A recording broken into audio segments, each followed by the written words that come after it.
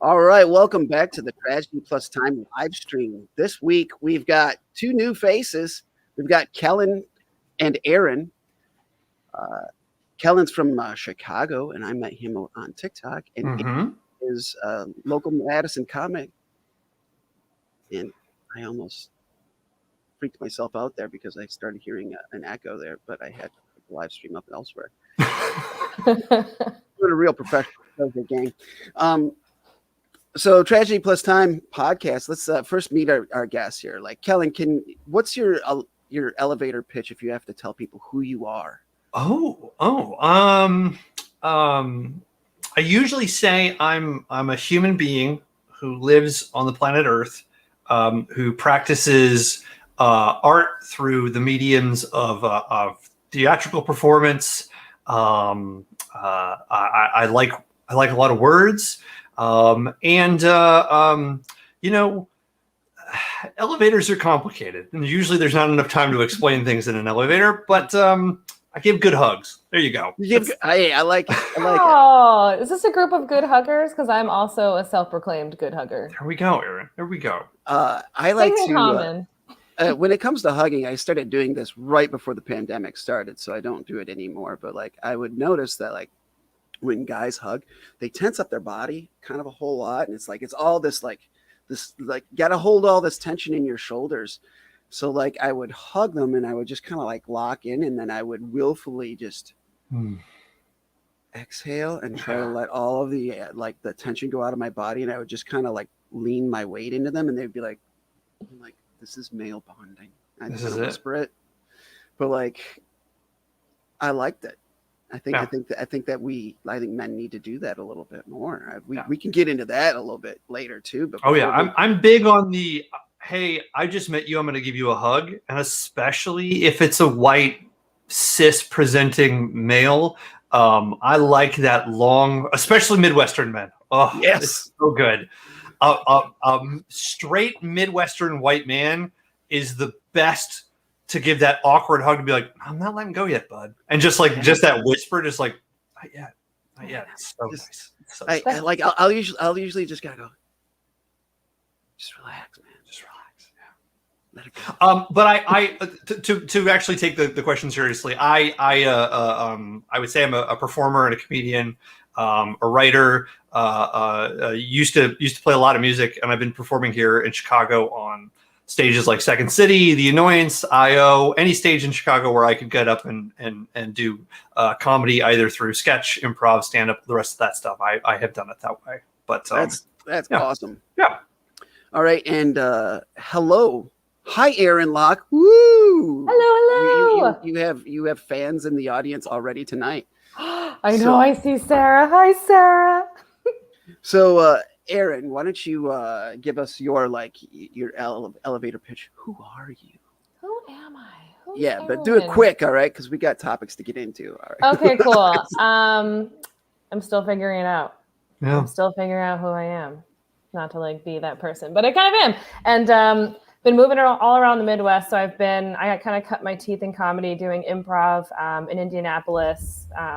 Took classes at IndieProv, and then when I moved to Madison, Wisconsin, took classes at Lady Laughs Comedy, whoop whoop, and just fell in love with it. Then, of course, the pandemic happened, and right after my first showcase, which was fantastic. So I've just been in virtual comedy. This has been my world. So excited to get back on stage, but I loved virtual comedy. I know that's not everyone's opinion. But it was funny. So I'm originally from New York on Long Island. And like I mentioned, I'm a huge hugger. And my old boss was like, when you move to the Midwest, don't hug people. I was like, what? And they're just like, at first he was just like, because I'm it's the New York, oh, you hug and you kiss and you say hi, and everyone. Oh no! Yeah. Oh God. Oh yeah, God. the hug and the cheek kiss, that was standard, and they were like, don't bring that to the Midwest, they will hate you. And so I was afraid to touch people, so I was particularly not affectionate when I moved to Indianapolis 6 years ago. And it's kind of it's definitely mellowed out my outward affection toward complete strangers. Like that's what the Midwest does. It everyone just turns into a bland version of themselves to fit in. at my grandmother's funeral last week, like there are family members, and this is like, an intimate setting, but that my uncles, I like shook their hand, like full arm extension, shook their hand. I'm like, hello, Uncle Rick, hello, Uncle Robin, because like that's like our comfort level. But like, I mean Brad, I rarely remember that hugs are a thing people do. I think that's a thing for sure. Brad is also a robot and Canadian, so it's when he says humans, it's like I eat humans batteries for power. Yes. I am okay with it. Yeah, exactly. Which I think is a good jumping off point. Like our topic tonight is existence, which that's you think I could have like zeroed in just a touch more. No big deal. It's broad. Just existence. Like first off, like on this show, we start off with like a kind of a loose definition of like what we think it means. Also, speaking of existence, Brett, not wrong. Ha ha ha. So yeah, like existence. What is it? Like who wants to jump in on this topic and define it first? Or is this something that I'm supposed to do as host? I forgot. It's been I feel like I've you taken a couple have to, weeks Tyson. off. You have to start with the baseline, because when I heard existence, I was like, okay, well, are we going to go with the natural understanding of what does existence mean? Are we going to go with the philosophical, the religious, the existential idea? It goes all of these different ways. So I want you to set the pace. So I feel like Aaron and I will follow. Oh, I like that. Yes, I am the leader. Follow me. That's going to be my pitch when I start a cult.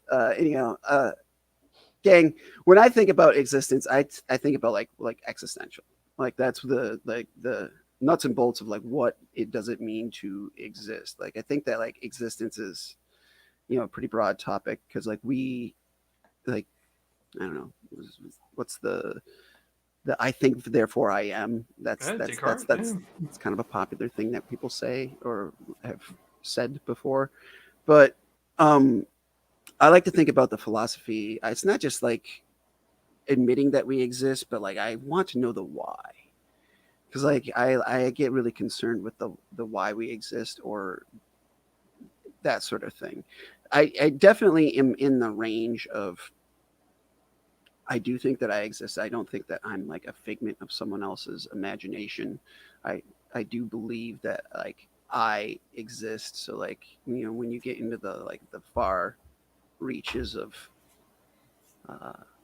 these sort of discussions, like what happens if you're just a speck on the nail of like some other creature? And like, I don't care about like a lot of those other things. I think more about why is there like existence, and like what is the purpose? Like what is the purpose to being alive for me personally? So I guess that's more of a we are having this conversation at the end of pandemic when I experienced a deeper dive into a persistent level of depression than I was normally used to. So yeah, no, I definitely hear you. It's funny. I'd say like right now, even though that's like the definition that was given, I think what I've been trying to do over the last couple of years is less question the if and the why, and sort of saying like, okay, well, this is what we have. Like, this is that reality that we're in, and how do we exist in it and make that the most eventful, fruitful space that we can be in, since there's such a little amount of things that are within our control. What can we control? Ooh, control. That's an interesting topic. I love that topic. We could just, pivot right into talking about control as well. So I do think that like what can we control? That's an interesting topic, because I do think that it's worth saying that I believe personally that control is a spectrum. Like, I don't think that it's a black and white topic. I feel that there are times when we will think that I have complete control over this situation, or I am completely out of control. I am powerless. And I think the reality of the matter is we always exist somewhere in between. I think it's rare that we are powerless in our situations, but I also think that it is rare that we have as much control as we may think we do. Mm-hmm. Yeah, I mean, I think the control is all about perspective, right? I think a lot of times we look for things to control to help us feel more comfortable, to help us feel more in charge, to feel less lost, right? The reason why people seek control is we naturally want to have structure. The reason why we want structure is structure gives us purpose. Purpose helps us understand, hey, there's a reason. And that's why we get into the existential sort of ideologies of what is life. But I think control becomes a situation where I might feel emotionally out of control in one element of my life. And because it's emotionally driven, it's the sort of jet fuel that is sort of projecting all of my thoughts and all of my fears onto one sort of thing. But I don't realize that, I can control the temperature in my home. I can control whether or not I put clothes on. I can control what goes into my body. I can control where in which I'm able to express myself. We're not able to see the privilege we have in terms of how much control we have, because we're only focused on the elements, the small, tiny elements of things we don't have control over. Right. And I think control is often, especially throughout human history and through all cultures, control is all about how do we wrestle with the things we have versus the things we want.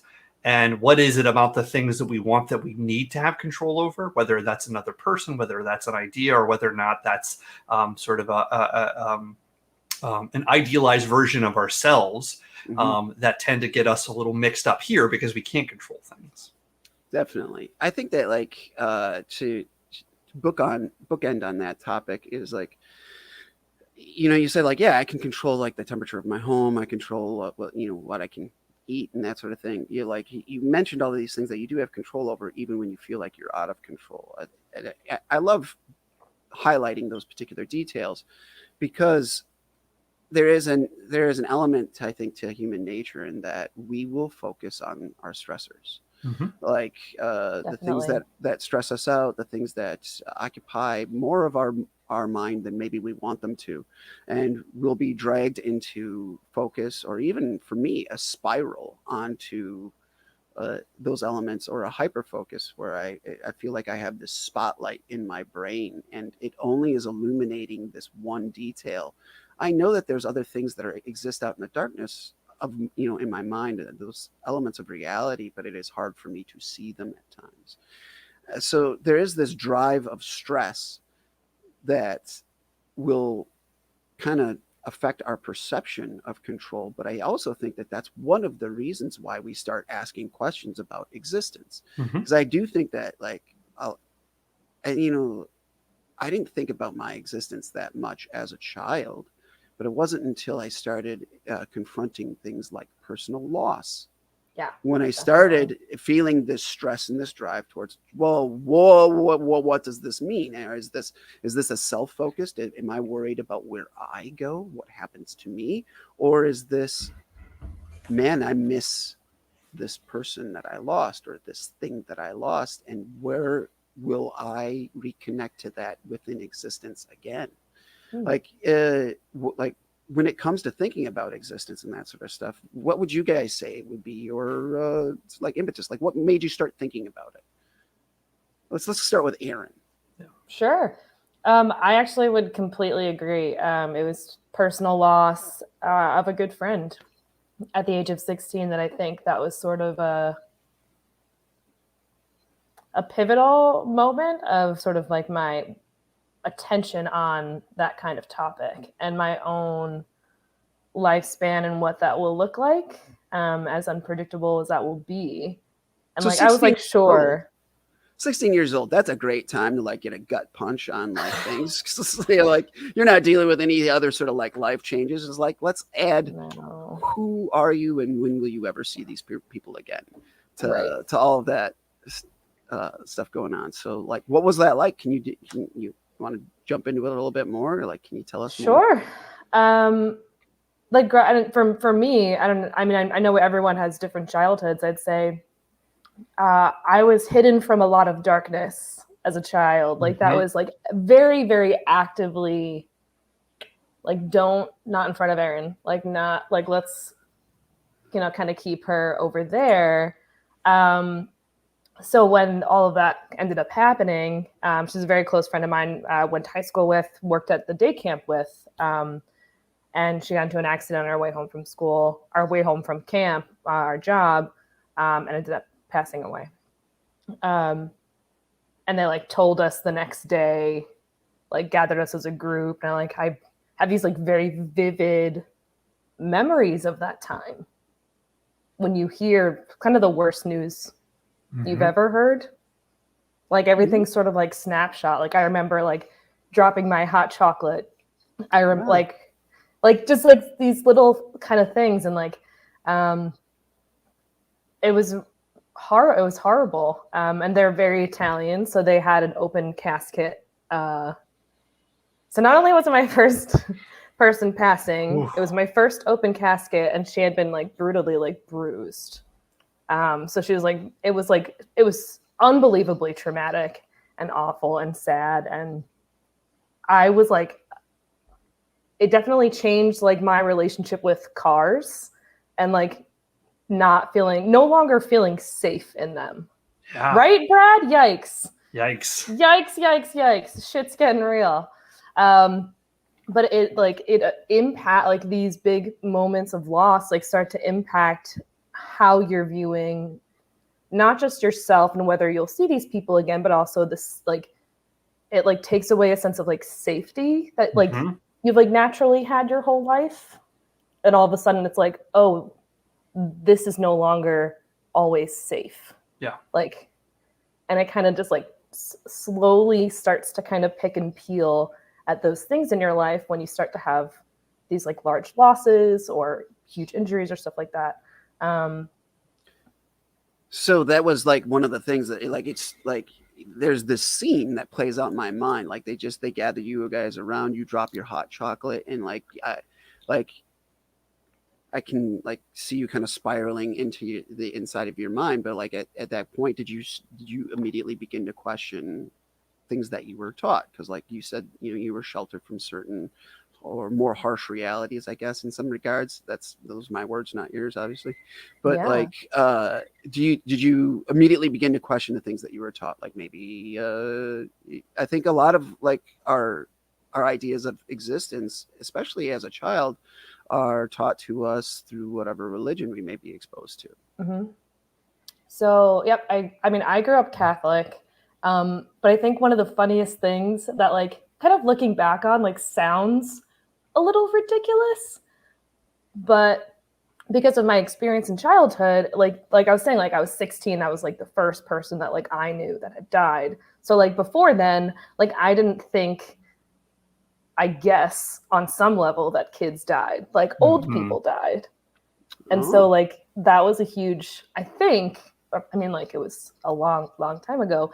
But I think that was part of the shock, is like, I was like, oh, wait. Kids die, like kids can die. Like so you face your mortality. Yeah. I was like, oh, that means that like I could die. Yeah. Like that means that like I guess like before then, like that just wasn't even a question. Yeah, I think that's kind of the interesting detail, is like whenever we do face these loss and that sort of stuff, that we do have this kind of cycle that, oh, that person is lost, but then it's like this slow boil that you eventually like, oh, wait, this applies to me as well. Like when you begin to face your own mortality. Kellen, about like when did you start thinking about like existence? Yeah. Well, I mean, first I want to say to Erin, like, thank you for telling us that. Like, I mean, that's, years and years later, the fact that you can still picture this sort of moment, sort of pictured and frozen that way. I mean, it takes some strength. So thank you for sharing that with us. It's not easy. For me, I also was raised Catholic, but I was raised Catholic by two people who didn't want to be Catholic, but they felt they needed to put their children in church because they were worried about whatever needed to happen. Again, like many Catholics, no one wants to be Catholic, but they're like, well, it's a gamble, right? We got to put the kids in church because if not, what if we're wrong and they end up in hell? And how am I going to feel? Right? All the shit. They need structure. They need structure. Exactly. So I had two parents who were very pragmatic. I had a nurse as a mom, and I had a police officer for a father. And I was exposed to death and the reality of life at a very, very young age, just because my mom would be like, yeah, this is what the body does. And one day the body's going to stop working and you will no longer exist. And I was like, okay, cool. I'm 5. Thanks. But how was that? Like thinking of it like at an age like that young? I think it was fine because my mom always told me that's what's supposed to happen, right? The idea was not out of fear. It was like, this is just what happens. And I think when you are a young age and you're exposed to death and life that sort of way, like it is natural, it is no longer scary. What began to happen for me is I started asking, yeah, but why? Like, why does it have to be this way? And that was where my parents' pragmatism stopped, because they had 2 children who were poets who said, sure. I understand that this is what happens, but you can't answer why it happens. You can't tell me what is the larger meaning and reason. What is the purpose of pain and suffering then? Like, we had a friend who died of leukemia as a kid. And I remember feeling very similar. My parents being like, okay, I get it. People die and cancer is a thing. I understand that. But like, why? Like, what would be the purpose of cancer? And again, my parents putting us in church, I would ask the question and say, why would a God create life and then create something like cancer? And again, as a child, you are thinking about it in a binary. There's good, right? There's bad. Yep. There's no in between. And my parents did a very, very cool thing to my brother and I, and they taught and treated us like we were fucking adults. And they would be like, well, the why is really complicated. And they would say, well, why do you think it's that way? And rather than trying to explain it to us, my parents would allow us to sit at the dinner table and just pontificate and philosophize and really get into these bigger ideas. And they would say, great, well, let's go to the library and let's see if we can find a book that'll be this way, right? And my parents are not philosophers. My parents are very practical people. My father is a surfer from Southern California. My mom is a nurse from Greenbelt, Maryland. They are not big thinkers, but they could see that they had 2 children. And I love them. Excuse me. I want to make sure that my parents are brilliant people. But my parents, when my parents hear my brother and I have these big existential crises, they look at each other and they say, I don't know where they get this from. Like, they're just like, they are grounded, practical, like, just be. Like, they are Buddhists in their own sort of sense, where they're like, why would you, like, if you need to ask the question, ask the question. But eventually, Kellen, you will get to a certain point where you will realize the question doesn't matter. And you will come back to a place of kind of being grounded. You're like, well, because it is. Because there is no answer that's ever going to give you that. So, like, my parents gave me that sort of gift. And I truly mean it as a gift at a young age, to sit and to have the room to explore the ideas of what existence is. And I got my degree in philosophy because I needed to be able to explore that. Now, my degree is sort of an independent study work, so I could do philosophy and theater and sort of like write a thesis on why avant-garde theater and why philosophy and all of this are all together. And somebody went to a liberal arts college. Somebody went to a very liberal arts school. Yes. Somebody took 5 years to get a philosophy degree. But I think for me, I started having this understanding of what is existence and trying to understand that probably around the age of 8 or 9. So by the time I got to be a teenager, when all of my classmates were going out drinking and having sex, I was sitting in a coffee shop with other kids, other teenagers, and other adults, and reading Kierkegaard and reading these big philosophers and being like, yeah, but what and why and all of this. And that's when you discover, for me, that's when I discovered comedy. I was like, oh, this is the only way for me to actually be able to put all of this stuff into use. Like, comedy is the way in which I can practically take all of these ideas and actually be able to present it to someone, not as a heady theoretical, but looking at Bill Hicks, looking at George Carlin, looking at so many great comedians, both stand-up comedians, sketch comedians, the Pythons, all of their stuff all comes from a nugget of truth that is rooted in this philosophical sort of quandary of what is it, what does all this mean, and then we get to sort of amplify or tweak it to kind of create jokes out of it. So. I mean, and I think to answer Steve Horton's question here is, what is your favorite philosopher? I think it is like Bill Hicks and George Carlin and like people like that. I mean, I'm taking like some liberty here, but to bring it back around here, like I wanted to ask you this. So like one of the things that you were kind of like the start of you being introduced to religion, was that based on kind of like I believe it's called Pascal's wager?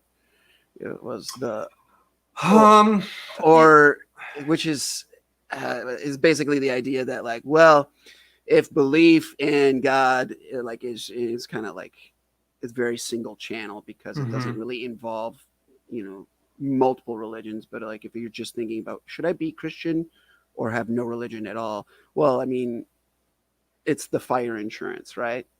Yeah. Like, well, I mean, if I believe in Christianity and it ends up being true, at least I do get to go to heaven at the end. But if I don't believe in it, then, maybe I'll go to hell. But like, if none of this shit actually means anything, then I just stop regardless of what I believe. That kind of, it just kind of perked my mind. Cause like, I think that like the idea of that wager, it did affect me, kind of like the way that I was brought up, like the way that I thought about religion, and it made me adhere or cleave to religion for stronger and longer than I felt like was really actually all that good for me, because I needed to depart from what I was taught so that I could start asking questions, because I think that the asking of questions is very important. Yeah. And so like I'd say, and like for me personally, my connection with religion was actually my connection to people. And I think I'm going to go a different way than Kellen maybe thinks I'm going. No, but I'm curious in terms of like, that's really it. When I'm pointing like that is really interesting in terms of community and people that way, but keep going. Yeah. So it was, the community that would go, but because it was so important to not me, not even necessarily my parents, but my grandparents, it was very important. And so like growing up and being like a good girl and going like to church, and like the grandparents like loved hearing that, and they like loved that I knew all the songs and like sang them with my little, like sang my little heart out. And like my connection with the church is actually like was to fuel a positive relationship with my family. And less so about my connection to God. Yeah. So that's, all right. So thank you for saying that before I just like jump on. I'm like thinking about the next thing I want to say. Can you guys tell that I have not been on my ADHD medication for about a week? I think we all can tell. Anyways, I think you're doing great, Tyson. Kellen, did I step on your toes on that? You did? No. I was actually going to say, hey, I've been talking too much. I want to hear what Aaron thinks, because the fact that Aaron is also a Catholic, I think all of us have different Catholic origin stories. Oh my God, look at all the love in this room. You guys are being so gentle and loving with each other's feelings and thoughts. I think it's true. And again, I think all of us who are Catholic because of generational issues, right? I think nobody chooses Catholicism on their own. I think they see other people in their family or other people in their community find Catholicism. And I mean Catholicism, not Christianity. I mean Catholicism. Because it is the deeper, more ritualistic, longer serving ideology of the Bible and Jesus's teachings and those Christian ideas. I think Catholicism tends to be well, I am Catholic because of X was Catholic, and whether that's family or an aunt or a grandparent or somebody else or a community member who is a senior person, an elder in your immediate community, I think Catholicism tends to have that generational weight around it that way. So that was interesting because, again, I was thinking like when Aaron said like, oh, it's about people, I was like, yes, it is about people. And you were right. Like, I wasn't sure where you were going to go, but I knew it was about a community, and whether that was the community of people around you who were your chosen family or your biological family, Catholicism tends to group people that way. Mm-hmm. Well, I mean, to tangent off of this, I have a couple, but like, I do think that when we think about existence or our place in the world, like how we exist in our lives, like, you know, we said earlier, it's like, I think, therefore I am, but I think that there's also there's a large amount of like, they think about me, therefore I am. Like, what do these other people in my life think about me? Or how am I seen by them? Do they love me? Do they value me? What is this? So like, you know, the thing that like started me asking these questions about existence, like I had loss when I was younger, but I come from a very large family. I was raised Lutheran, which is like Catholicism light. Like, you know, like, and like, Kellen and I are going to probably have like a whole nother like episode of just talking about the Midwest and Lutheranism and Catholicism and that sort of stuff. Cause like there's depth there. And I think the title of this episode should be Existence Part 1, because I think we're going to come back and talk about this like, you know, any number of times. But for me, like I come from a very large family, and like I went to funerals and stuff like that, and you know, I saw my grandfather die when I was pretty little. I think I was like 6 or something like that. It was the only time I had seen my father cry. It was like 1 of 2 times in my life, and I was like, oh, this must be something special. But I was still too young for it to really sink in, and for me to start asking questions. I started asking deeper questions when I turned 14, and things started happening in my brain. So 14 is when I started having the first symptoms of depression. Mm-hmm. So I started kind of turning in, you know, to the inside of my mind. Like I'm the youngest of 4 children, but my elder siblings, my 3 elder siblings, are from my mom's first husband. He died tragically. So like, there's like, you know, some distance between us in age, but like, I definitely knew I was different from them. It was made very clear to me that I was different from them. Mm-hmm. So they kind of had a different experience, you know, as they were coming of age than I did. And, you know, I just spent a lot of time in imaginary land. Like, I remember my mom taking me to like Little League one day, and I think she was trying to like, she didn't want me to be cocky. So she said, just so you know, like, there's always going to be someone better than you at things. Like, and I was like, at the time I remember sitting in the car and I'm just like, why is she saying this to me? Because like, I was just thinking about what kind of modifications I would do to my T-65 X-Wing, mm-hmm. you know, like, you know, when I eventually get that, because I want to become Luke Skywalker. Like, I wasn't even thinking about T-ball at all, or whether or not I was good at it. Right. So it was kind of bizarre, but I mean, and one of the other things that really resonated with me is my mom. My earliest memories of my mother were her saying, God can take me at any time. Oof.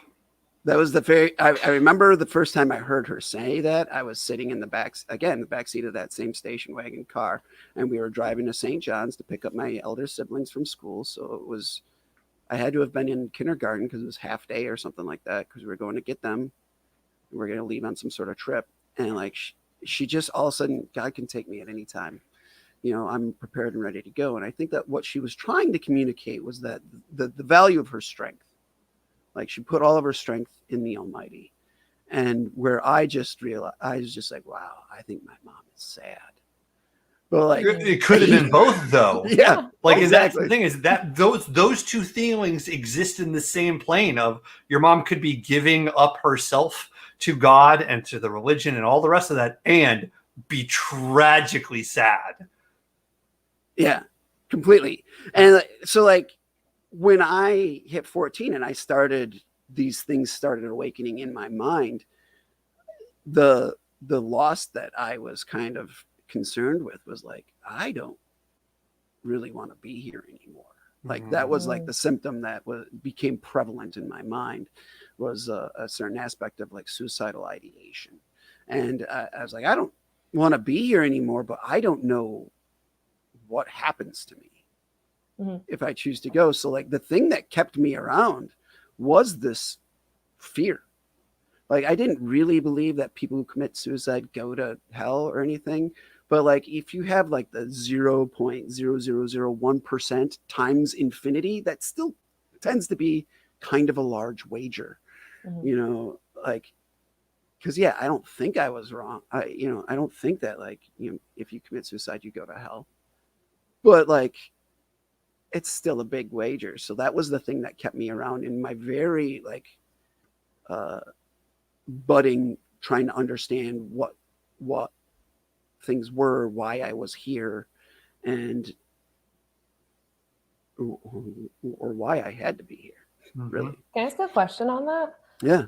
Was for you, like growing up, like during those sort of thoughts and like that kind of thing that was keeping you here, was it hell or no hell, or was like nothing an option at that point? Like that, like theoretically that like nothing happened. Like it was, I was taught to think about things in kind of a dualistic sense. I think Kellen. Sure. Oh, sure. I was just curious. If, so like I was taught very much good and evil. I mean, I spoke about Star Wars in passing. Like that spoke to me. Like Star Wars came out in 1977, the year I was born. And I grew up with Luke Skywalker and the ideals of like, there's a dark side and there's a light side. And if you're one or the other, there's not much in the middle. You know, you're either falling from one or you're upholding the other, or you're becoming, like I remember thinking about, when I grew up, I'd be like, what color lightsaber am I going to have? I'm surely going to have a blue one. But then as I got into my later teens, I started to worry. I was like, I'm going to end up with a red one because I don't think I'm a very good person. So like I started really asking these questions, like, what am I? And like, it wasn't until, and I dealt with loss again. Like I had my best friend from high school died when I was 19. And then I was in a very horrific car accident again, like just a few weeks after he died. So I went through a lot of changes, and I was trying to do things in the way that I was taught. I very much just wanted to do the right thing. Yeah. And it became clear to me that like, oh, there's a whole bunch of other things going on. There's a whole range of stuff in the middle. And I think it was in my mid to late 20s when I finally started asking deeper questions, and I started realizing that, oh, nothing might be an option. But for the longest time, to answer your question, it's heaven or hell. I'm going one place or another. And like when you introduce that as like an element of existence, like it's hard enough being a human. But when you tell a very impressionable child or person or whatever, and you say, oh, guess what? You better not fuck this up. Otherwise you're going to be dealing with eternal torment. It's not even like, like, I don't even think like heaven is presented as like that's the apple, the thing that you should strive for. It's more of a, well, I mean, do you want to like push a boulder up a hill for all of eternity? Like, you'll have great calves. Yeah, exactly. I was going to say, Sisyphus is ripped, right? And we should all be so blessed to have the calves and the abs and the shoulders that this is, it'd be nice. Yeah. I mean, I wasn't thinking about that at that time. I couldn't see the silver lining. I just needed some free thinkers to like say, hey man, maybe it's not that bad.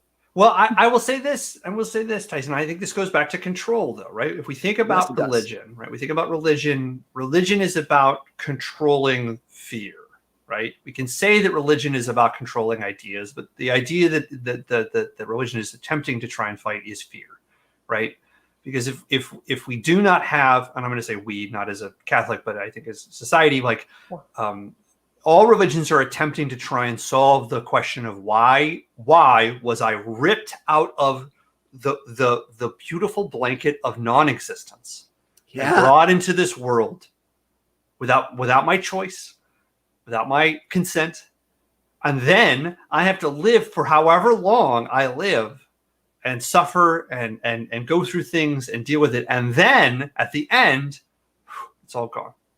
Right. And I think there is this sort of concept, as many religions are trying to do, to give people structure, to say, hey, yes, you can live a life of not nihilism, but a life of meaninglessness. Right. Or you can live your life and try and have rules and structure and try to help you exist. Now, I think it's interesting what Aaron said earlier on, because I think this is as a father, I struggle with this of how much do I protect my children? Right? How much it's such a thin line, and that line's different for every kid. Every single kid. Right? Yep. My oldest son has a lot of suicidal ideation, and he is going to turn 8 in a week. And the idea that he is 7 years old, about to turn 8, and he's already very, very much aware that life will end one day, that there might not be a lot of meaning beyond the experience, and that he will sit there before he goes to sleep and he's like, Dad, like, what if none of it matters? And I'm like, buddy, I get it, but you got to fucking go to sleep, because you're going to be up all night, right? Like, how do I empathize with him? And I understand why parents would be drawn to the structure and the compass that could be a binary of there is good and there is bad. And if we are good, then you get to go to Candy Mountain. And if you're bad, well, then you don't get invited to the party, right? Like, I can understand why so many parents are drawn to that, because they want to help their own children, and they want to help their own children that are inside of them who didn't have that, and say, well, if I work and I do these things and I suffer, then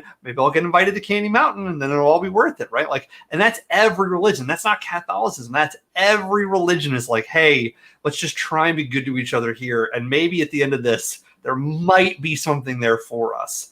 Because it's the Patton Oswalt, the sky cake, sky bottle, sky cookies, cookies, all of that stuff. And for those of you who are not familiar with that bit, just turn off this podcast immediately. Go Google that, watch that, and then come back.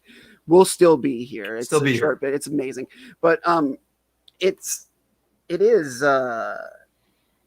So, like, in some regards, are you saying that, like, religion is like the 12-step program or support structure for dealing with like having our non-existence raped into existence? Like, I mean, like, these are really weird words that I'm using. Yeah, I was going to say, it was like, wait, 12-step program, rape, non-existence. Because honestly, you said like we did not give consent to exist. No. And on that point, before I get into that too much, I will say this: like, I have conversations with my daughter, and I say, like, you didn't ask to be here. So, you know, when it comes to your interactions with everybody else, like, you know, like, you have to say you're sorry when you have something to say sorry for, and like, you should have these interactions. But when it comes to me, I did not give you a choice on whether or not you existed. I made that choice for you. So, you don't have to worry about hurting my feelings. You can say and do whatever you need to do and say to me, because I feel like that's the balancing act. That's the fair thing. And like, I mean, realistically, what I'm trying to do there is I'm just trying to eliminate any hurdles she may have to communicating to me with sincerity. That's really what I'm after. But I do believe that, like, I'm really on the hook for bringing her into existence.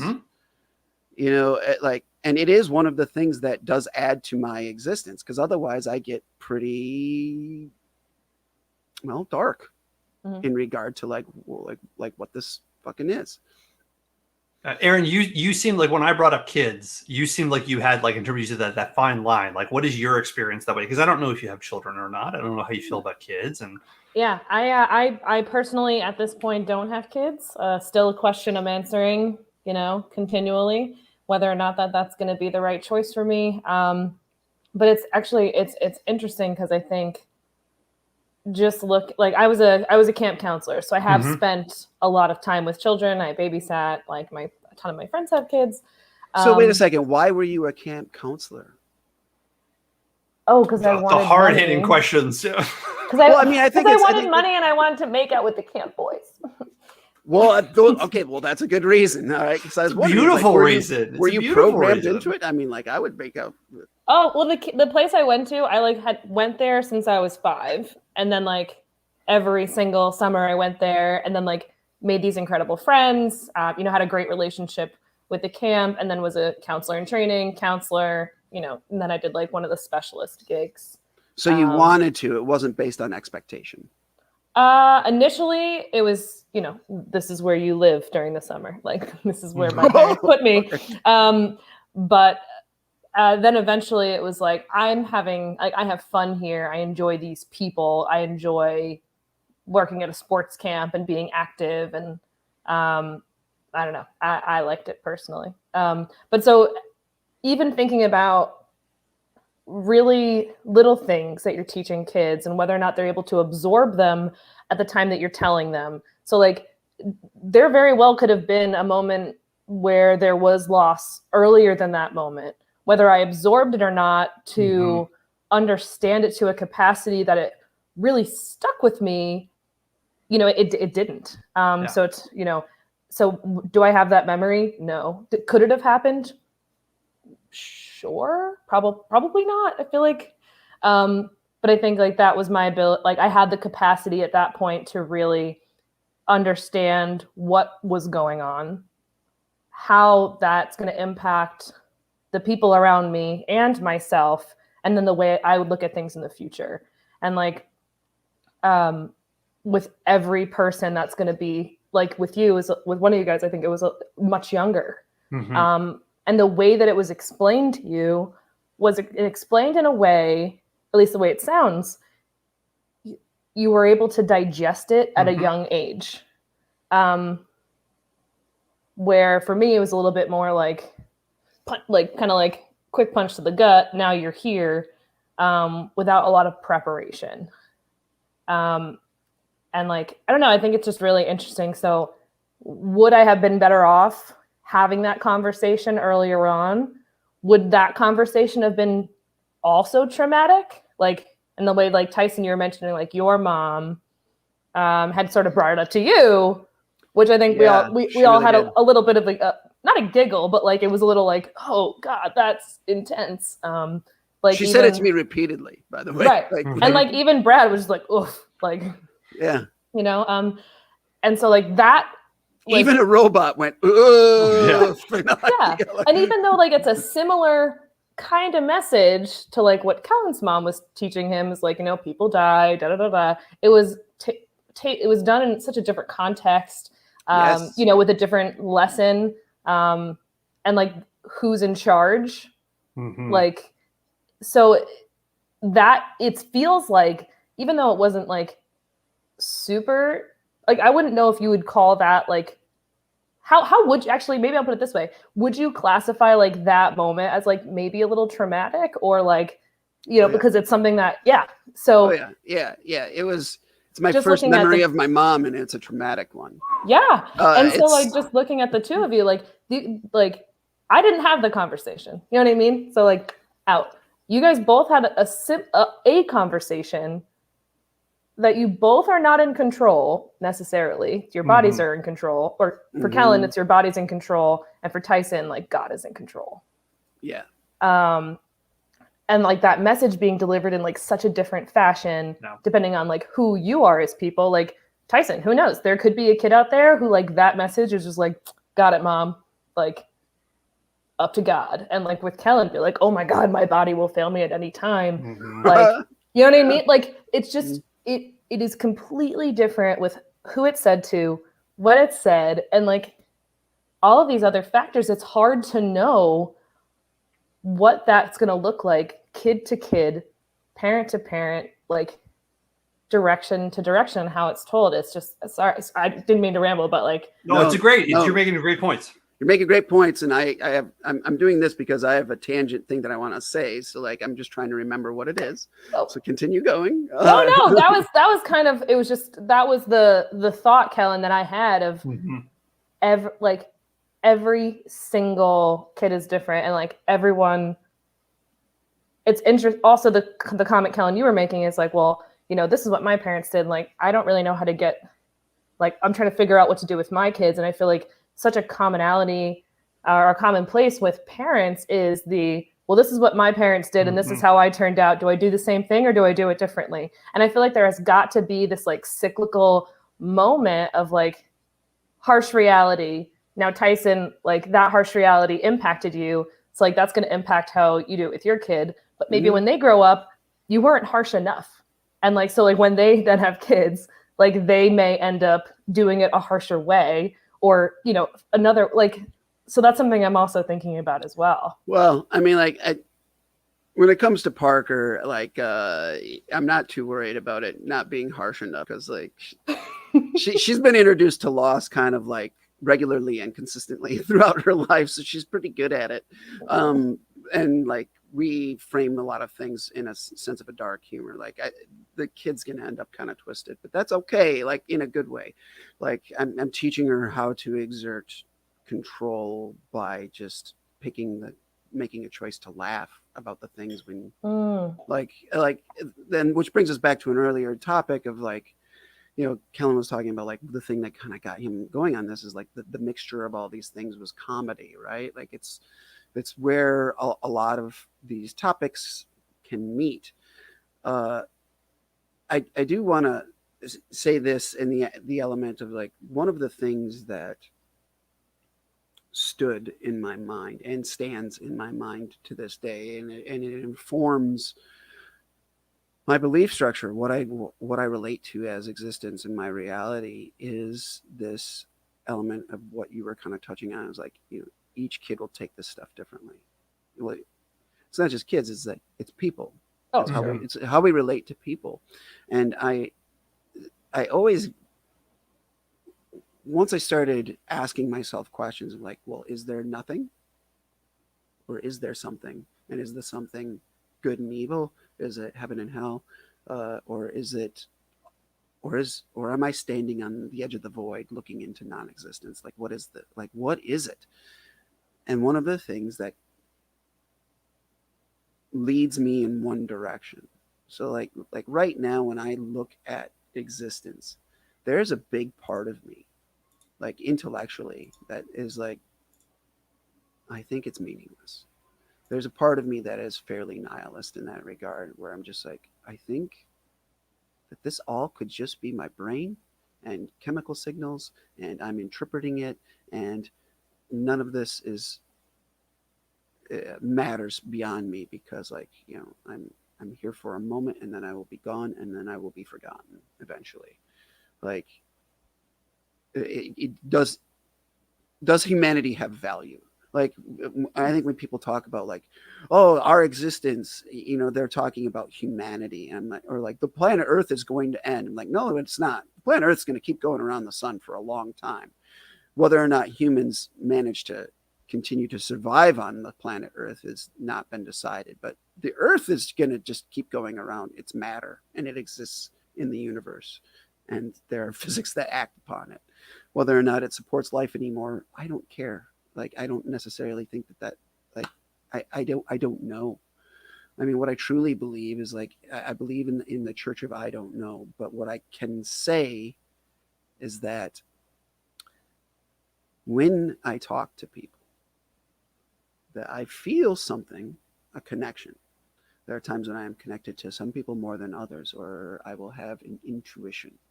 I'm like, this person needs to be on this podcast tonight, or I know I need to talk to Kellen about this thing because there is a channel, or like there is a resonance, and there isn't I hate to say this, but it's like, you know, like that hippie energy, or like, you know, I'm an open channel, and like, what the fuck does that all mean? And I get down to like, what is it? I gotta look it up. It's Clarke's third law.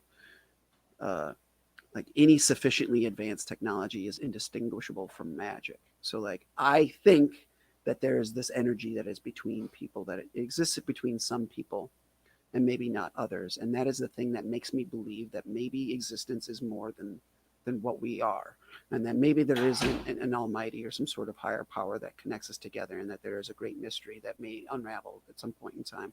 And I choose to believe it because I like that belief. Mm-hmm. Like, is that like a kind of like an aspen grove, like where you all look like, single beings and everything's connected by an like underground root system, right? Right, like that is that kind of what you're saying? Yes, that's another way to put it. But like to expand on this, and then I'm going to stop talking for a moment. But like the thing that I also am aware of is that this all could just be chemicals inside my brain. Sure. I could just be very good at pattern recognition, and I recognize patterns with other people, and perhaps there is something that we don't see yet. There's like some sort of weird brain wave or energy or pheromone or something like that that we cannot measure yet, that we cannot see, that there is not technology that will reveal it to us. And it appears like magic right now. So like right now I'm saying like I feel some sort of connection to you guys, and we're having this conversation, and it is meaningful to me. But this also could just be something that we can't measure. So I don't know. Like ultimately, I don't know. But I choose to believe in the one thing because I like the belief. But when it comes down to actually saying to another person what is, I don't know what it is. I really don't. Like, because it could be like this thing that we just don't have the technology for, and it just looks like magic right now.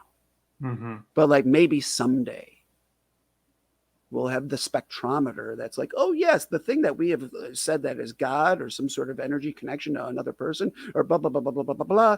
It's really just the delta brainwave and its, simpatico connection to blah, blah, blah, some sort of weird thing.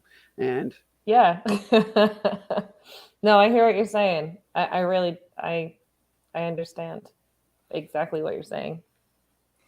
So Tyson, you have multiple times tonight talked about reason and purpose when it comes to a lot of this sort of stuff, right? Like, and I want to give you a chance to sort of explore that with us. And Aaron, you can also weigh on this as well. It's like, does reason matter? Right? Like that's rational thought is a human construct, right? We rationalize things because of our perception. Mm-hmm. We see a color spectrum and we create a color wheel and we rationalize the light, and we understand, great, well, these are photons and the ways in which the light is reflecting off of our irises, and we create categories so we can understand the impossible, right? And we try to apply purpose so that we can find ourselves in the spectrum, right? Mm-hmm. Rather than being, we are just, hairless apes. We say, oh, well, we developed language and technology and evolution, and the reason we're here and all this is to give us sort of purpose and meaning that way. For you, Tyson, or for you, Aaron, does purpose, capital P purpose or lowercase p purpose, really motivate you, or is that a thing that's important to you in your everyday life, in terms of whether it be like the reason I'm a comedian is because of this, I have a purpose, I have a calling, or the reason I'm a good partner, or the reason I'm a good citizen is because of this? Or is purpose and rational thought just another abstract existential thing that we sort of shackle ourselves to so we can better exist and not go crazy? All right, so you just put like a whole roll of quarters in the machine. Oh yeah, I did. Like, I did. Same. I was just like, oh. There's like a lot that wants to come out, but I'm going to pause because I said I'm not going to talk for a little bit. That's what I was like. I'm going to pause. I'm going to let Aaron take a crack at this, but I have a lot to say on this particular topic. I'm going to actually start taking notes so I don't forget it. I literally just wrote down anxiety of like I'm going to forget what I'm going to say. And that's so funny. That's actually the word that I was actually going to use as well. So for me, as somebody who, similar to Tyson, I've had depression most of my life. Didn't know what it was at the, didn't know that it had a name or what it was, or I knew what the name was, but I didn't know that that's what that was. And then anxiety was something I didn't realize was a huge contributor in my life. And so for somebody like me, in the way that anxiety particularly impacts me, the purpose is thinking about the purpose. Thinking about that is actually pretty crippling. Mm-hmm. And not that I don't believe it's there, but thinking about that will not allow me to do anything else. Yeah. Which will be unproductive and potentially keep me away from my actual purpose. Mm-hmm. So like, is thinking about what that purpose is going to take me away from my actual purpose? Yeah. And so so it's something I have to try to actively push out, because all of a sudden it will be like, oh my God, there's all these things. And like, if let's say like this future little dot is that thing, not seeing the path to get there, and trying to think of what that path could look like in the way that life, so hysterically couldn't give a shit about the plan to get to the place that you want to go to. I don't know, for me, I'd say like that purpose, kind of circling back to my initial statement, is less of what I think about and more about, this is who I am today. Mm-hmm. This is where I am today. This is what I can do today. Mm-hmm. And trying to work toward that. It's a beautiful thought, right? Like that. I think you're nailing it in a really healthy sort of manner, because to stay in here and to constantly ask why and what if and the rest of that, you totally nailed it. You paralyze yourself. Mm-hmm. Right? And it doesn't matter if you're depressed and you have a ton of anxiety. It doesn't matter if you are an extremely successful person. We get locked up here asking those sort of big existential questions about what is the purpose of this, or we start to like roll the tape back and we start to really dig into this. We get locked, and there are plenty of philosophers who live extremely painful, just suffering, nothing but suffering, because they cannot get out of that place. Mm-hmm. And I think there are plenty of great artists who are in the same sort of place, and they either find painting, or they find poetry, or they find comedy, and they get up on stage and they say, well, this is the only way I can get this shit out. And they get it out, and people find, oh my gosh, it's so brilliant. And yet they live these really tortured lives because they're so locked in here. So, Aaron, to compliment you, the fact that you're able to recognize, if I stay in that sort of, so your sort of purpose boudoir, right? If you're going to stay in that sort of place, you're going to just become worse and worse and worse, and you lose your sense of self and you lose your sense of purpose, versus being present and being able to exist and actually live, versus be up here and get stuck in that sort of place. It's really it's quite healthy of you. I agree. Thank you. I'm loving this. Don't take it as like I'm not loving this conversation, that we shouldn't be talking about this. I'm loving this. Yeah. So my answer here for purpose is capital P. It was basically indoctrinated into me or something like that. Maybe it's just who I am. I don't know if it's nature or nurture to seek purpose. Mm-hmm. I know that I do it though. And like at a certain point in time, like for instance, like, I spoke about like there's an energy, or like I have intuitions about things, and like I could cripple myself with asking questions like, where does this come from? And at a certain point in time, I give up asking where does it come from, and just be like, well, it is. I have this, or this is a thing that this is my reality. So it's time to just say it's something and move on and continue using it, or whatever. So like, I believe that I have purpose, what that purpose is very difficult for me to explain or to nail down or to say in one word. I can say that this idea, when you were speaking about, like, there's photons and there's a spectrum of light, and we can see what, about 10 million colors, something like that. Mm-hmm. Like, a computer monitor can display 16.5 million. So the RGB spectrum displays way more than what we can see. But we can see quite a lot. But like this idea of like, where is it, and how do we like see the things that we see? And for me, like, when you think about additive versus subtractive color, I'm getting into like my graphic design training, but like, I'm liking it. I'm following. So with like computer monitor color, we're adding light, we're shooting light at you, and that's how you perceive color. Subtractive color is like there's pigment printed on a page and light is reflecting off of it. So it's being subtracted, and that's what we are seeing. And we see them at different vibrances. But like, if there's a logo on the screen or there's a logo printed on a piece of paper, we're still seeing the logo, but like how we're seeing it is based on a couple of different methods.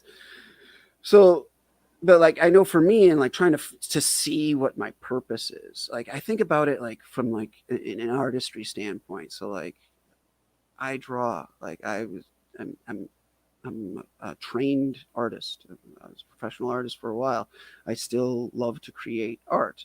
Like I was a graphic designer, but I was always like I was assigned, you're the art kid in high school, and that's who I thought I was. I couldn't be anything more than just, I'm the kid who could draw right.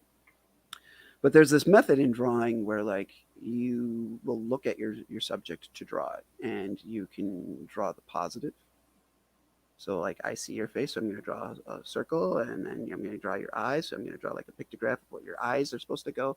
Or I can draw the negative. I can draw the shape of what is behind you to reveal the shape of what your face is.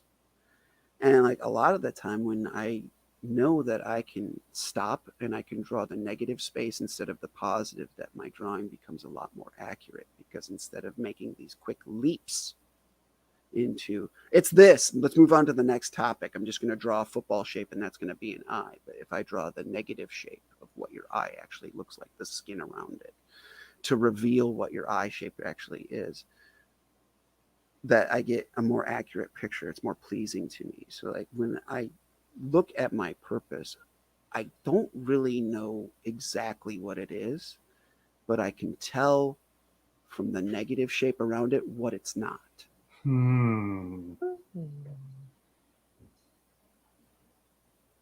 Wow, I got like good, dude. I got the goosebumps on that one, because you guys went at the same time.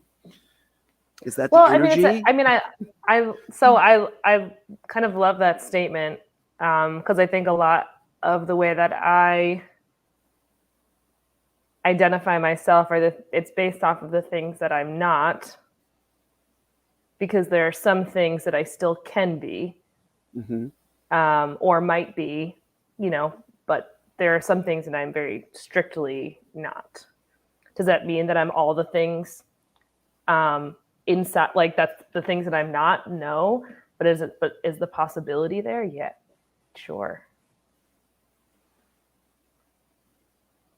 And I liked what you were saying earlier, something that's been sort of sticking with me. I don't want to go on too far of a tangent, but the concept of spectrum, like, wasn't it in Egypt that like somebody first all of a sudden started to see the color blue? Like, that we evolved to a point where that color was all of a sudden on our spectrum and started to show up in the language. It was like identified as a color. That's wild. Maybe that's total bullshit. Maybe that's like, even if it's total bullshit, I like this idea. Maybe that's something I just dreamed about, but I'm pretty sure that was something that I read once. Hopefully it was true, or else I'm so sorry. But even if it's not true, the idea there is neat. Okay. But and like what you said is like, science was magic. Or science now, if somebody, from 50 years ago saw these things, they'd be like, that's magic. I don't understand how that works a lot. And like, they kind of talk about how that continuation of intelligence allows you to see and continue to grow. And like, we're only as good as our current science. Like, we're only as knowledgeable. Like, where people can look back 50 years or 100 years about some of the theories and be like, well, that's so dumb that people thought the world was flat. That's so dumb. Like, no, that's based off of the science they had at that time. And like 100, 300, 3,000 years from now, people may look back at us now and be like, they're so dumb. Uh-oh. We lost Aaron for a minute. It's so dumb. It's so dumb. She started speaking poorly about science, and what did the scientists do? They cut her off. Yeah, I know. They cut her mic. Did you notice that? I think that there's a hidden message there. But like, I was just gonna take a note before she got locked up, and we'll add her back to the stream as soon as she comes back. But the interesting detail of man, I forgot what I was gonna say all of a sudden, and I'm so discombobulated now that our stream is discombobulated. But like,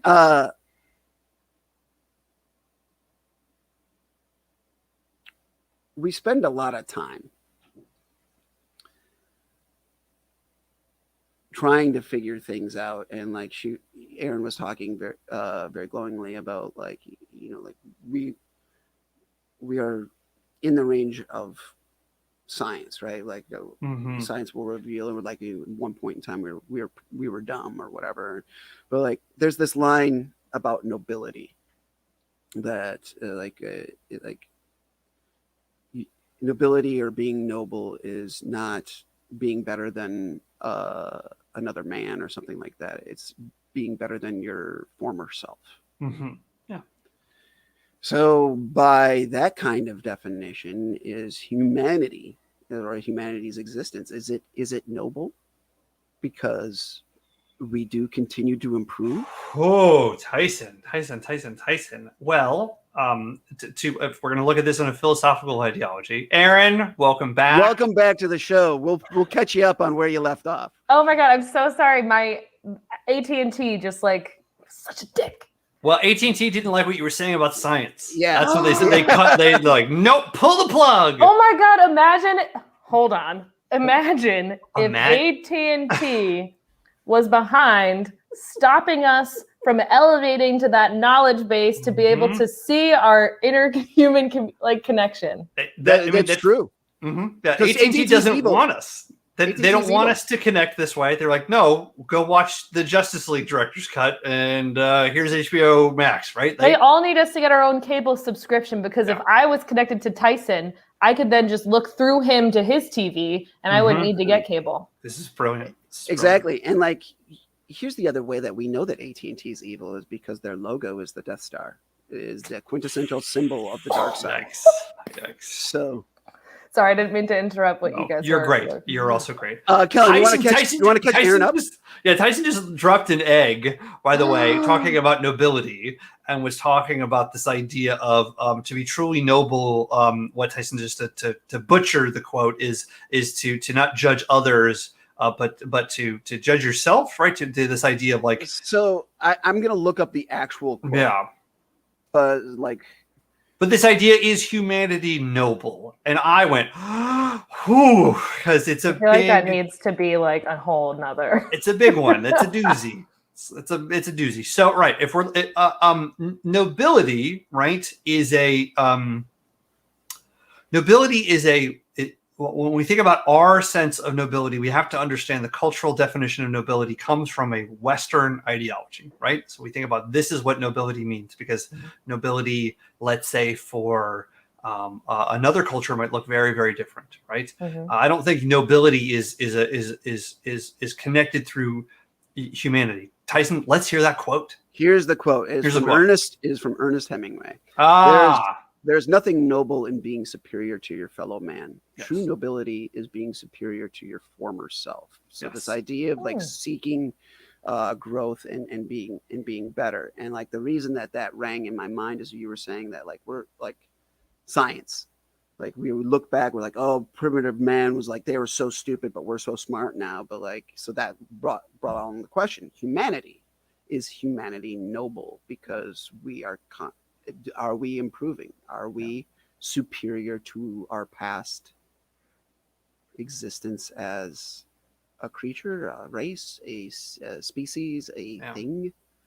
So I guess the thing that I want to say is, and it's not to say that I disagree with Aaron. I think the idea of we're progressing is a valid sort of way to look at things. The thing I would say is that we don't understand culturally that this is also a futurist and capitalist ideology that is baked into us as Americans. Is progress equals good. We think about science that way in terms of science needs to always be moving forward. Technology and innovation always need to be moving forward. Progress is what is good, right? Our religion is not Catholicism or Christianity. Right. Our religion is progress. Bigger, better, faster. Bigger, better, faster, right? You know, we are progressing our lives into non-existence through automation, through technology, through all of that. So what I would say is, in fact, we are going the opposite direction. We are going away from our humanity because of progress, because we are losing touch with what it means to exist, right? There's a concept within philosophy of this idea of existence, not essence, right? This idea of the essence of humanity, the essence of what it means to be human is just to be, right? Existence is what we're doing right now. We are existing. We are interacting with other people. We are exchanging ideas. We're using language, right? But the essence of what it means to be human is just to be and just to exist within whatever realm you are. That there is not a purpose. That you are not supposed to be the best baseball player or sell the best books or be the best artist or whatever you do. It is just to exist, right? When we think about technology and science, we want to be progressing. We want to do more. We want to get bigger. We want to get reports because, and again, I'm trying not to get on a soapbox here, is a lot of times we're forgetting that this is also going back to a struggle and a fear of existence is when I die, want to know that people will continue to talk about me, right? That I will not be forgotten. Because that's the thing we're not talking about is the reason we're talking about existence so much is all of our brains are saying, wait a second, right? The thing that all of us share is we all have a lizard brain. And the lizard brain is saying, if I fucking die right now, what is it all for, right? That part of our brain is the thing that is fucking us up. That part of our brain fires and fires and fires and keeps us safe. It's the thing that allows us to be bipedal. It's the reason that we are omnivores. It's the reason why we developed tools and systems. It's because we wanted to survive. But in we wanted to matter. We needed to matter, right? We needed to be able to survive. We needed to be able to not get eaten. We needed to be the best. And it's the reason we are here at the top of the food chain. Again, another system we designed for ourselves so that we can put ourselves at the top. But we forgot along the way that like this part of our brain that is here to make us survive when we have technology, when we have internet, when we have leather couches and whatever else we want, that part of our brain is still firing like we are on the desert trying to survive. And existential thought is our brain firing off saying, well, if I'm not going to survive, then what does that mean when I die? What is the purpose of all these sort of things?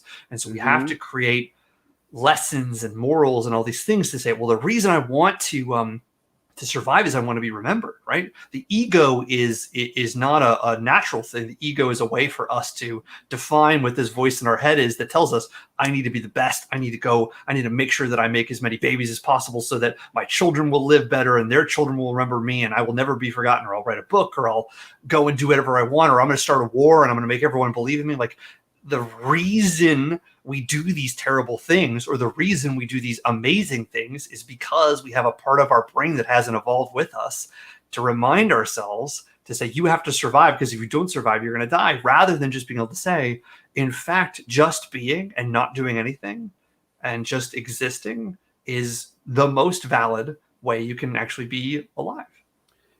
Wow, that's really good.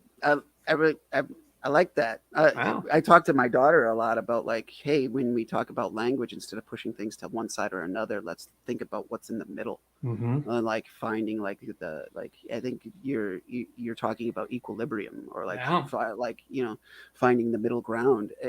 It is interesting because one of the things that you were talking about, like, we have this drive to matter or our purpose or whatever. Like, I mean, like in some respects, like that's where the patriarchy comes from, right? Like, we matter because we're the protectors of the women, and the women, they matter because they create the babies. And it's just like, wait, it's like, we don't really need any of that shit anymore either. Like, but I will say this about progress, the technology aspect is like, we have this like kind of this drive. We seem to value smarts, intelligence, knowing things. And do we value happiness at that same level? Because at some point in time, I think like humans, when we existed in a tribe, and we didn't really care about what was right or wrong, but we just were caring more about like not harming people inside our tribe or whatever. Like, we were different, but we didn't live as long. Because there wasn't all of these things to keep us alive. Well, I think that's actually something I remember reading, actually, because I remember like this, back in the day, like people only lived to like 34. It's like, no, that was actually like the median age. It was because there were so many infant more things deaths. That killed you. Yeah. Well, there were so many things that killed infants, children, which would bring that median down to such a lower level. Like, yes, we are living like into our hundreds now, but like, that was a fact that like I thought was true. I'm like, oh yeah, everyone used to be like 34 and then they died, and they're like, no, that's not it. No. But I think what's interesting there is that I feel like, and this might actually contradict what Tyson just said, is like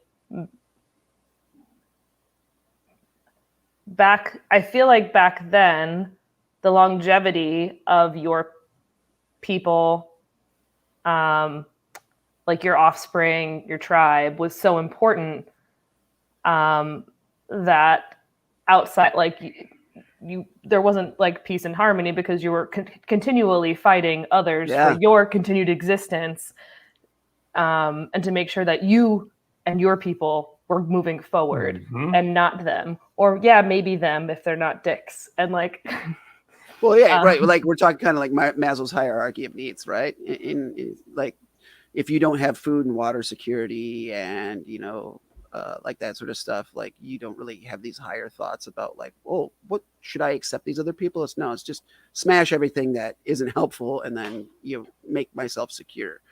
Well, I am taking great liberties in what I'm saying there, but I will say this: the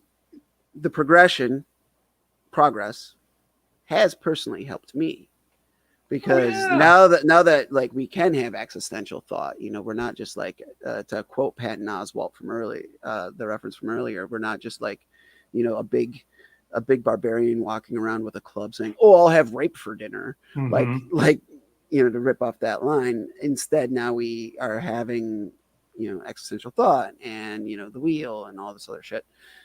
Wow, I really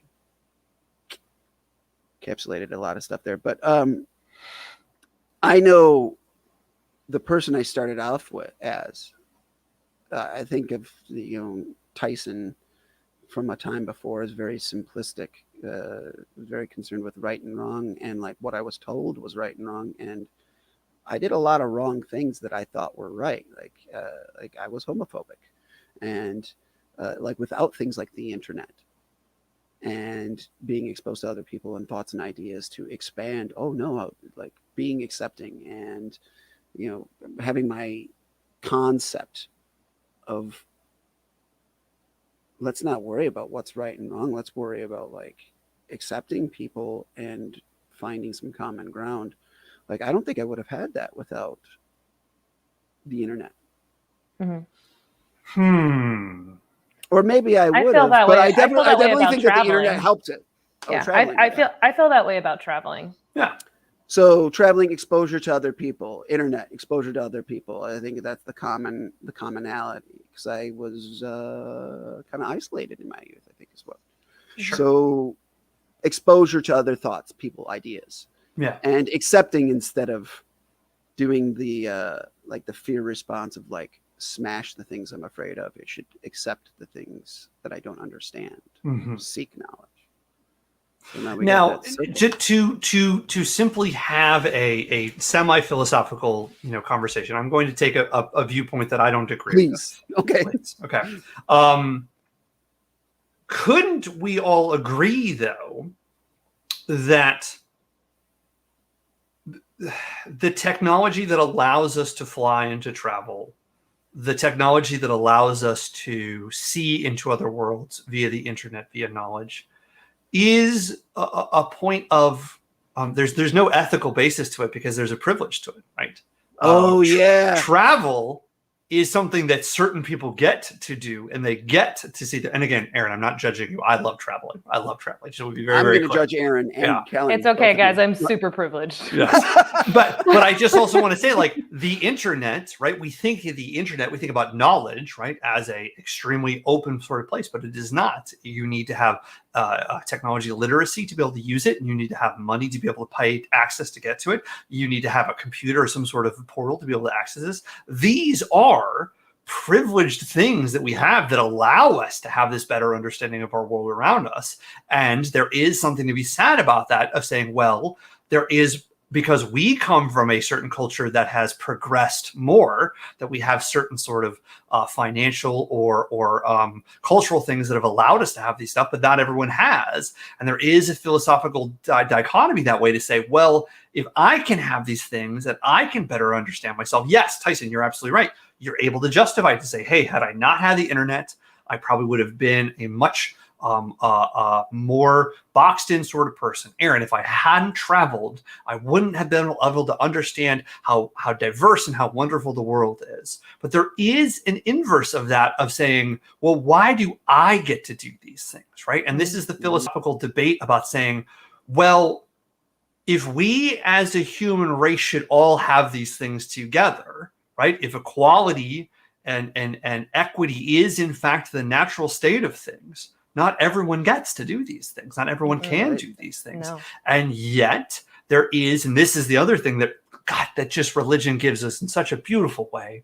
There is the guilt and shame that comes from this understanding of, oh, fuck me. I get to do these things, and I get to go and visit these people, or I get to go and learn these sort of things. And yet this privilege that I have, because I'm able to read, because I'm able to travel, because I'm able-bodied, because I have interest in going to other sort of places, it sets you apart. And it makes you and others you from everyone else who doesn't necessarily get to do that. And it really, when you start to get into that, again, it might seem like a philosophical thing. It just feels like guilt and white guilt and the rest of that. But it is this philosophical existential crisis of, well, wait a second, right? To me, I feel like the purpose of life is about learning and is exploring and experiencing things. But I get to say that as a privileged person. I get to say that as someone who's traveled the world. That's not what existence is for everybody else. Existence is survival for many people, and I get to have a very noble life as an educated person, as a person who comes from affluence, as a person who's been able to go into to do these sort of things. Is that my experience is very, very different from others, and I have to look at myself in the mirror, the existential mirror, and say, well, my experience is not the same. So am I living my best self? Well, yes, maybe. But am I truly living what the rest of humanity is living like if everyone else is living in a place where they're not able to do these things? It's heavy. It's not fun. I love everything that you're saying. I would extend from that in the aspect of, like, I think that a certain amount of our existence is we are beings of power, and that we have yeah, sorry, you like kind of cut out a little bit. That we are beings of power. Power. Like we have the I love that you and I were just like, sorry. I was like, what did he say? Power. Okay, sorry. He did that on purpose too. He swallowed power to bring us in. We're just beings of. but like we are beings of power in the fact that we can make choice, and our ability to choose is directly related to like what our options are available. So like people who are affluent, people who are in power have more choices, so they seem more powerful, because I think that power and choice are intrinsically connected. So like people who are like, they just want to survive, their choice is to continue to survive or to lay down and die. They still have choice, but based on the rules of the people in power. Right, but like their options are a lot more limited. Yes. Right. Yeah. So like the kind of the interesting detail though is like, you know, when you talk about like, you know, I believe that people should have access to knowledge and these sort of things, like, should it be a right? Is it a right, or is it a privilege to have access to knowledge? But like, what happens when a good intention is taken in a different direction? Like I'm thinking like Christians and the Crusades. So like knowledge at one point in time was kind of like knowledge at one point in time was kind of like consolidated, like the people who were learned, the only people who knew how to read were like priests, right? They could, you know, and they would preach in Latin, so like the congregation didn't really know what the fuck was going on, but the people who were supposed learned and they knew what the knowledge was and they knew what God's will was, you know, they kind of held it in a mystery. But at one point in time, they're like, oh, we're going to take this knowledge and we're going to force it upon people who don't have it. And we're going to change their reality by exposing them to knowledge. And then the other people, so like they killed millions of people because they're going to bring the religion. They're going to bring Christianity to the unbelievers. Yeah, like there's a lot of oversimplification of the Crusades in a gross sort of level. I mean, I that's hear what you're saying. Oversimplify. Yes. Because like at my core, I want to make things simple, because like in all of like my existence is spent fretting over the fact like, oh my God, there's so many grays. Which one do I choose? And if I could just make this more simple, if I could turn the contrast dial up in the Photoshop of my lens that looks at the world, and I can see what's black and what is white, it makes my decision making easier. So I do think that like for my existence, I do try to oversimplify things. Yeah. But I also really enjoy it when people call me on it, because that's part of what makes my existence, well, to quote like Nick Offerman, makes it more delicious. Well, I'll say this, Tyson. If I can oversimplify the Crusades for you, please do. Yes, you have a. I'm remarkably uneducated, by the way. You have a budding culture who is young, who is who is the culture of a fallen great culture of, essentially, you look at the Roman Empire falls apart and essentially is spread throughout most of Europe and doesn't really know what the fuck it's doing. It's a bunch of little fiefdoms, and it's the Holy Roman Empire, and they're just trying to survive. And then you have the Islamic movement happening throughout most of northern Africa, as well as going into most of the Middle East. And it is a lot like the Greeks in Carthage, and it's a lot like the Persians and the Greeks. It is a war of cultures, right? It is not the Catholics believe, oh, we need to go and save the people who are Islamic. There is a war because they understand that a much bigger force is going to come and devour us that way.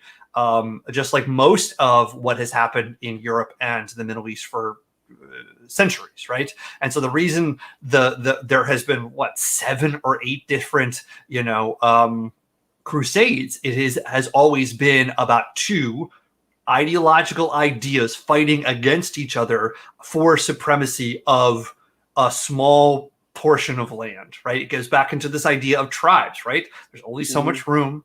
And when you say, hey, I believe that my God is going to take me to Candy Mountain, and we believe that our God is going to take you to Ice Cream Mountain. Well, if the leaders of both of these factions of tribes are going to say, we can't both be right, because then it sort of messes the whole thing up.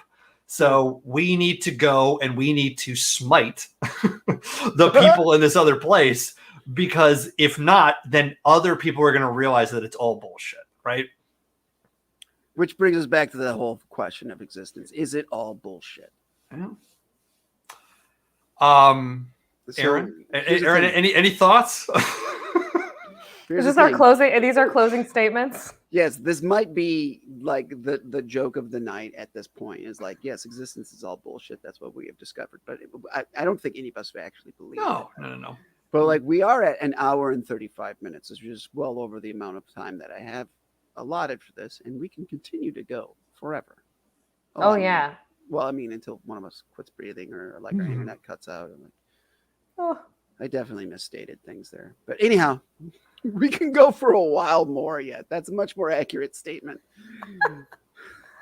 But where are we at here in our existence? The existence of this episode 6 of Tragedy+Time.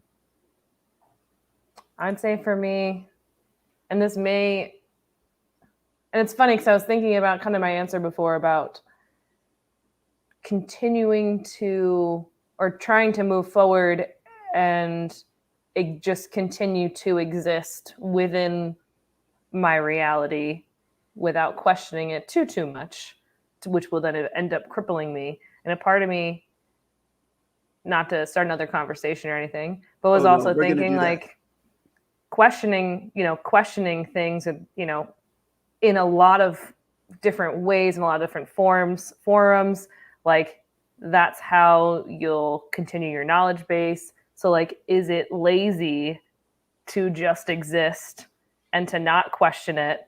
And maybe lazy is the wrong word, but to just continue to exist and not try to progress in that way.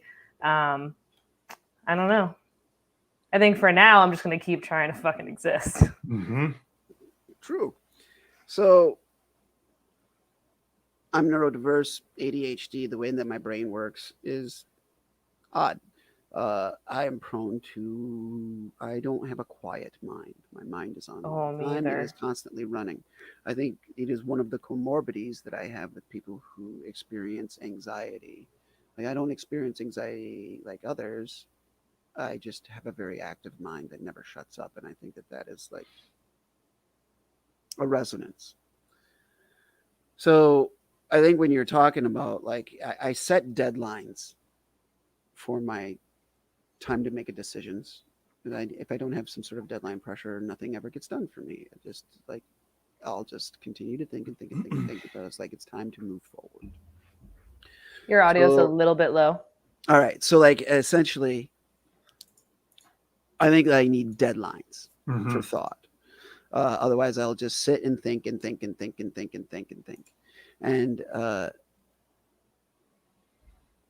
it's not so much that it's a laziness of not being paralyzed by analysis. I think I analyze with whatever time I have available. And then I realize that life is going to start passing me by if I just don't make a decision and go for it. And when I was a younger man or a boy, or, just a previous Tyson, I was so caught up in being afraid of being wrong and picking the wrong path and going down the wrong path in life. And where am I going to end up? And what am I going to do? And then not being able to admit that I was wrong and that maybe I was on the wrong path, and that the right thing for me to do was to just stop walking down this path and backtrack back to the last fork in the road and go back down the other one, or to just blaze a trail in a different direction. So I would get stuck on these paths of like righteousness because of what was taught to me, through, my Lutheran indoctrination. And what I think of now is I still have a very active mind. I still have a mind that is constantly questioning myself. I still have a mind that can be prone to worry. But I will think about it as long as I can until it's time to take a step down a path, and then I just start taking steps down the path. I'm not like the most confident person in the world, but I will be decisive. But the thing that makes my life a lot better or easier, my existence more palatable, is now I'm willing to say, oh, I got that wrong. Time to take a new path. Or I'll just turn around and backtrack, or I'll just start blazing a new path off of the path that I was on. I think that in any moment, it is important for us to just be like, this isn't fucking working. I tried. Time to try something else. But like getting too doggedly stuck in like, I'm going to stay on this path, the one that says I'm going to be monogamous and married, and I'm going to have these 2 children, and I'm going to baptize them as infants, and and just stay on this, keep my head down and not look off to the side of the path and have anything tell me, hey, dude, you're not all that happy. You're doing it wrong for you. Like, I used to have that Irish stubbornness, that dogged, I'm gonna fucking stay on this path because this is the path that I chose. Yep. And it's okay for me to be like, oh, I have power as an individual. I can make new choices at any given time. That's great. So that's what that's you triggered a lot of words that came out of my mouth just there. Good job, Aaron.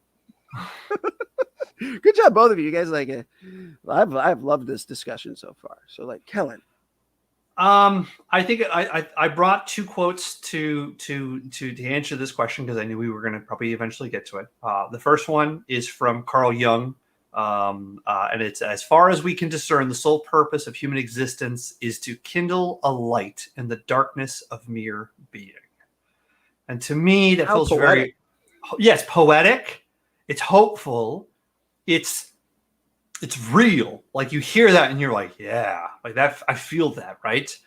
Like, right. That's all we're supposed to do. That's the whole purpose of it. And then the other one is from Aristotle, and I love this quote. So, happiness is the meaning and purpose of life, the whole aim and end of human existence, right? And we can think about this either in sort of like the sort of like kind of Buddhist ideology of like not happiness in terms of, oh, I'm rich and I've got all the things I want, but just being like, no, I'm content, to go back to what Aaron was saying. Of like, no, just existing is in fact happiness. Just being is in fact allowing me to be. And that is what the purpose of it is. It is not to conquer. It is not to procreate as much as possible. It is not to stick in my head. It is not to hurt. It is just to be. And both of those quotes to me have always, from the very first time I ever heard them as a young teen, have always resonated with me in the darkest of times and in the lightest of times. Those are 2 quotes that always sort of are North Stars to me, that help me. Anytime I think about existence, anytime I think about like what is the purpose of it, is to say, in fact, purpose can be as abstract as we want it, or as simple as a light in the darkness and just trying to be as happy as we can be. I love that. I really like that. Yeah. Very nice. Good job, Kellen. Thank you. That's the degree doing its work. Like one of the things, the impetus or the movement behind this live stream, and like it was the episode last time.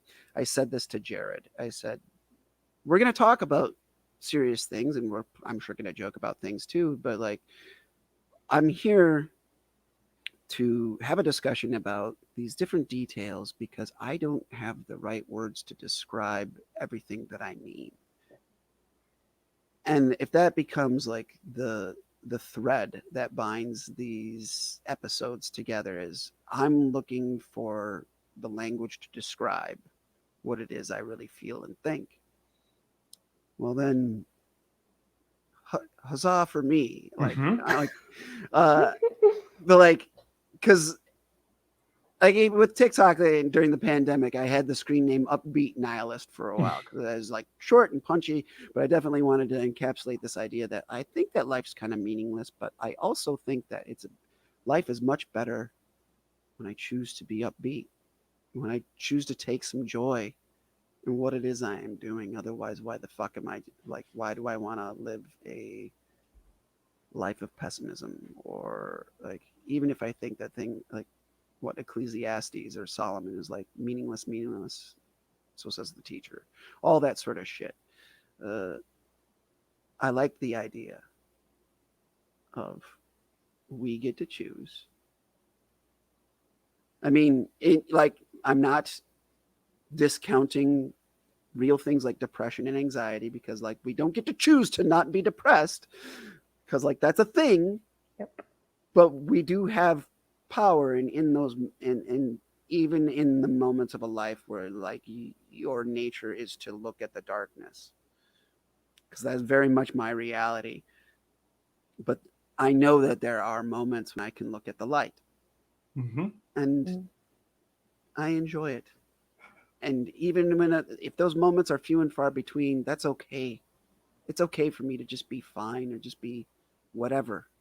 But I get to look at that kindled light from time to time, and I can take enjoyment in it. So. Well said. Yeah. Well, gang, it's 1 hour and 45 minutes. We had a wonderful conversation. This is part one of existence of many, many parts to come. But guys, this has been the Tragedy+Time live stream. We're going to do this again. I am positive. Maybe new people, but the same topic. Maybe our live stream will just be us three forever. I think you absolutely, Tyson, I think if you do another one of these, you should definitely get other people, because I think other people are going to bring different experiences to this, and they are going to be able to speak from a different sort of perspective, because we can continue on in our own sort of our background and our culture, but like really being able to get people who are going to be bringing a different perspective is what existence really needs. I think if you do a second and third and fourth and fifth part. Yep. This is the internet giving you that vaster experience and more people. So the joke here is that like Aaron and Kellen are like politely tapping out. No. Tyson, I do like, if that were to have podcasts. There's a full bottle of wine right in front of me that I can just keep pouring. Like, I have nowhere to be. This is it. This me and Francine over here. I was going to say the cow. I keep looking at the cow. I'm just like, God, that's so smart. That's so absurdly smart. I love it. I absolutely love it. I'm wondering, I keep seeing like what looks like a towel bar. Are you sitting on your toilet and broadcasting? No, it's not a towel bar. No, I thought it was a towel bar there for a moment. I was like, this is amazing if she's got that picture of a cow. Like, no, oh my God, in my bathroom? No, cows are for kitchens. Maybe your bathroom has hashtag cows are for kitchens. No. No, this is, so I got Francine. Definitely before the pandemic. I don't remember what, but it was like the best $60 I've ever spent. It's huge. And no, this is a kitchen rail for us to like hang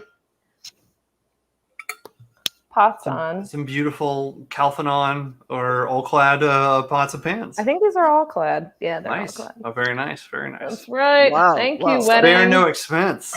Spent no expense. By the way, oh my God, this can go on forever. I was just in Hawaii and I like saw the Jurassic Park rock. That's amazing. And I literally was just like, there was a group of people and I'm like, we spent no expense. Spent no expense. And like no one cared. My husband laughed, but like that's it. And on that note, this has been the Tragedy+Time live stream. We will be back again someday. Yes. Good night, everybody. Bye. Thanks for having us, Tyson. Nice to meet you, Kellen.